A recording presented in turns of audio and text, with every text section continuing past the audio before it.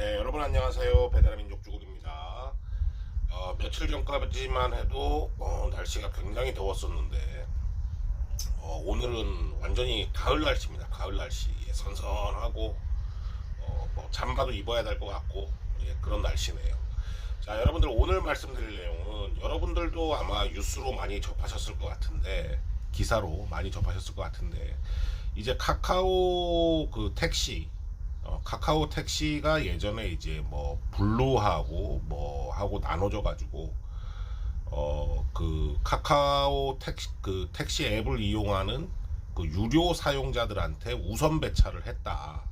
이런 게 이제 문제가 돼 가지고 공정위에서 과징금을 뭐 한 270억 정도를 때렸었죠. 때려 가지고 과징금을 내야 되는 그런 상황이었죠. 우선 배차가 이제 불공정 행위니까 공정위에서 그런 이제 조치를 했습니다. 그런데 이제 카카오가 이제 법원에 정식으로 뭐 항고라 그래야 되나요? 재판을 신청해가지고 이 공정거래위원회는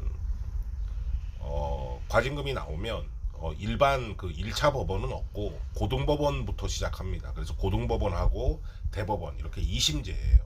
그래서 고등법원에서 이제 판결이 나왔는데 카카오에 잘못이 없는 것 같다. 과징금 취소한다. 이렇게 이제 결정이 됐죠.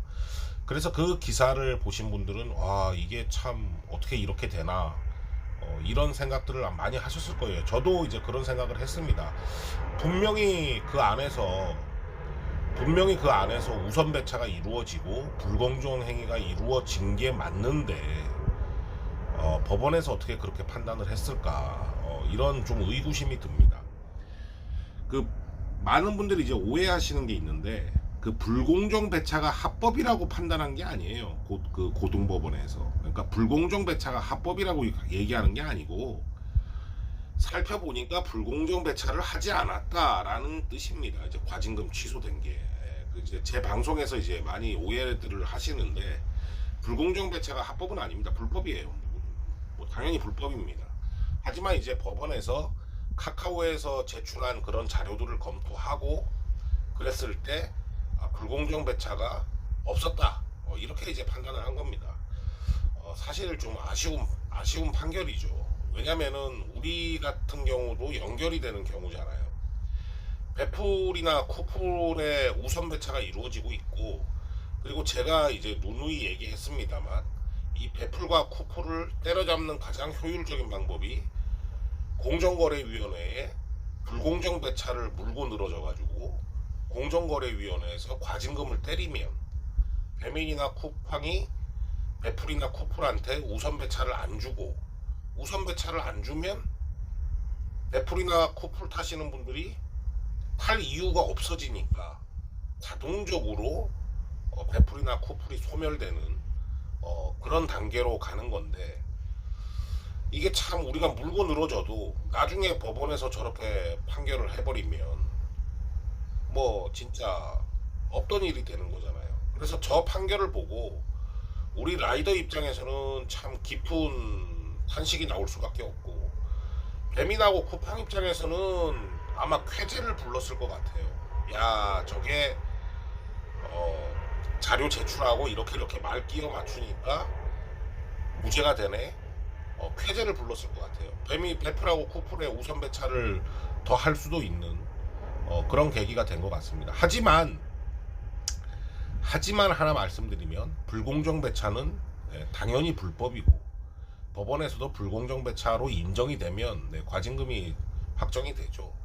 우리가 할 수 있는 방법은 하지만 그럼에도 불구하고 우리가 할 수 있는 방법은 배풀과 쿠플의 우선 배차를 끝까지 물고 늘어져야 된다. 그래서 공정위에서 과징금이 나오는 그 단계까지 우리가 물고 늘어져야 된다. 그거밖에 이제 할 수 있는 방법은 없어요. 그리고 나중에는 이제 법원의 판단에 맡기는 수밖에 없습니다. 그게 배풀과 쿠플을 없애는 가장 효율적인 현재로서는 방법인데 이 문제를 공정위까지 끌고 가기 위해서는 제가 할 수도 없어요. 제가 개인 혼자서 어떻게 그걸 하겠습니까? 그죠? 방대한 자료를 모아야 되고 방대한 건수를 모아야 되고 제가 뭐 이 주변의 라이더 분들한테 물어보는 것도 한계가 있는 것이고 주변의 라이더 분들 한두 분들 그 모시고 저기 뭐야 실험하는 것도 한계가 있는 것이고, 이런 문제는 이제 결국에는 이런 문제 때문에 이제 노조가 존재를 하는 거거든요, 사실. 예. 그래서 이런 문제에 관련해 갖고 노조가 적극적으로 나서줘야 되는데, 지금 저 대표 교섭 노조가 말이죠. 또 얘기를 안 할 수가 없어요. 제가 자꾸 깔라 그러는 게 아니고 지금 이런 이제 상황인데, 저 대표 교섭 노조가 이 배풀에 대한 문제도 인식을 못 하고 있고, 그러니까 배풀에 대한 문제를 인식 자체를 아직 못 하고 있는 것 같아요. 라이더 유니온 같은 경우에는 제 말에 동의는 했습니다. 라이더 유니온 안에서 어쩔 수 없이 배풀을 타시는 분들은 계시나 결국에는 배풀이 없어져야 되는 거다. 없어져야 되는 거고 그쪽 방향으로 뭐 투쟁을 할 것이다. 이렇게 이제 라이더 유니온은 명확하게 이제 공시를 했는데 저한테 얘기를 했거든요. 근데 저 배풀 노조는 이제 본인들이 스스로 배풀을 했기 때문에 이 배풀에 대한 문제점을 정확하게 인식을 못 하고 있는 것 같아요. 예.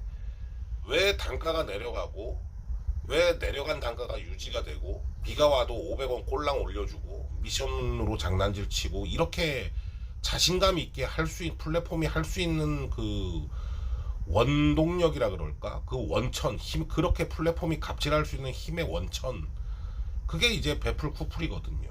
예.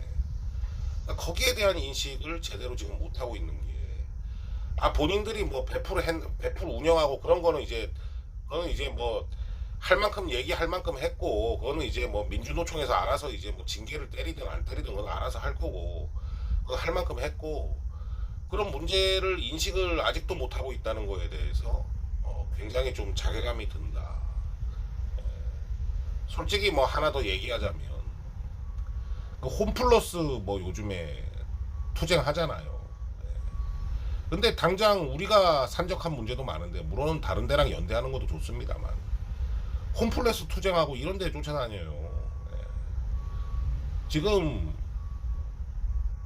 솔직히 우리 입장에서는, 커넥터 입장에서는 이 배풀 쿠플 문제가 상당히 가장 큰 현안이거든요. 예. 그런 문제에 있어서 좀 정신을 차리고 좀 같이 두 노조가 좀 같이 발맞춰가지고 좀 힘을 합치면 좀 좋지 않겠느냐. 왜냐면은 노조는 이제 인력이란다. 노조는 그래도 인원이 있으니까 좀 한 자리에 모일 수도 있고, 이런 데이터를 실험할 수 있는 그 우선 배차에 대해서 실험할 수 있는, 배포를 하고 계시는 분들도 계시니까 실험할 수 있는 그런 조건들은 될 거거든요. 예. 그래서 두 노조가 힘을 합쳐서 했으면 좋겠는데 그게 참 쉽지 않아 보인다.